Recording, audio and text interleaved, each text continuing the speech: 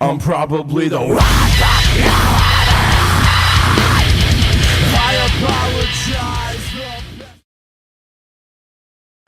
I've been drumming now for 14 years. I'm 24 now. I started when I was 10. And basically, I was home and I was watching MTV, like, you know, little mischievous bugger that I am. And Green Day was on television. I remember that. So I know another fellow, Zildjian and Dorsey, Trey Cool, basically inspired me to want to play the drums. He was up there rocking out. I think it was a concert on 1996. So this is like right before, or right after Dookie had come out. So they were pushing it pretty hard. And I just saw the Basket Case video shortly thereafter, and I'm like, man, that looks like the most fun ever. These guys are carefree, you know, and that is exactly how I felt at the time. So shortly thereafter, I asked my dad to hook me up with a drum set, because I knew he had played drums. My dad, like, didn't live with me at the time, but he's like, I have a drum set stacked in College Point, which is like this like industrial like swamp hellhole by where I live in Queens. Used to be a nice area, but got a little overdeveloped, and basically, he gave me the kit. It was a 1952 Ludwig. Before they were even called Ludwigs, they were called WFLs. It stood for William F. Ludwig. And I had like the Fab Four outfit, like the white marine pearl, like you know, so 18-inch by 10-inch bass drum, like a little can on the floor or whatever. And that was it, man. So and I haven't looked back since.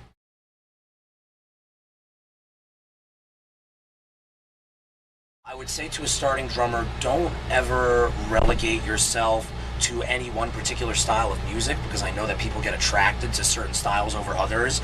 You know, like as I was drawn into the Trey Cool thing, that was great, but then shortly thereafter, but I guess I was encouraged by my father again, because he would be like, well, it's cool that you like these drummers, but these are the drummers that I grew up on. So immediately he was like, bang, hit me off with Led Zeppelin, boom, slapped me upside the head with some Steve Miller, zoink, you know, he was like, here, check out some Mitch Mitchell, you know, from Jimi Hendrix, and you know, so I did, and then I realized that so many of those things were valid, you know, and then shortly thereafter, I'm like, ooh, okay, Chad Smith, this, that, the other thing, David Silveria from Korn, and I just took all those styles and melded them together. So I would say, always, always, always keep your ears and your mind open as far as exposure to new things, because you want to have as wide a musical palette as you can, so to speak.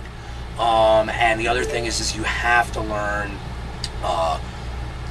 to really play the drums. You don't overplay. Like for me, like I hit the drums really hard, I'm smashing the crap out of them when I'm playing them, and it feels great, you know, it's really cathartic in that respect.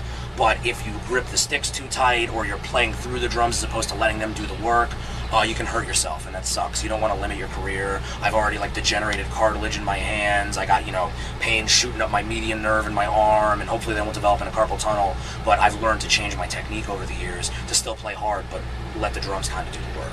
So I gave you a 2-for-1, but they're both important.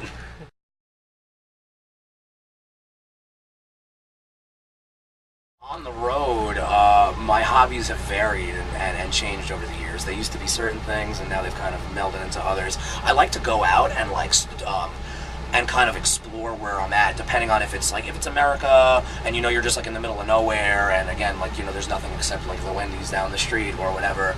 Then, you know, I guess I'll just sit, I'll read, I'll try to work out. You know, when I'm not feeling too exasperated, I can do so.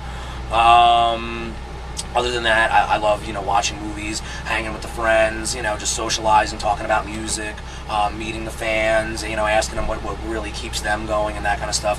I just love making connections with people, and that's basically what this whole thing is about. So that's probably my biggest hobby. But when I'm overseas, I'm usually up bright and early, and, you know, trying to find the local, you know, museums or attractions or anything like that. I'm like a big culture buff, you know what I mean? So.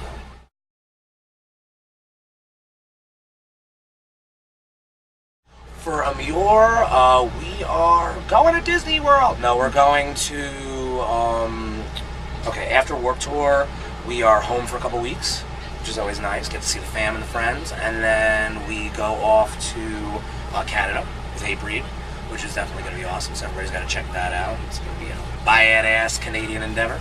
And then shortly after that, we are going back into the studio. So I'm going to be doing that for a little while. Laying down on my funky ass Zildjians, can't wait to do that. Maybe experiment with some new sounds, we'll see what's up. And then we go to Europe.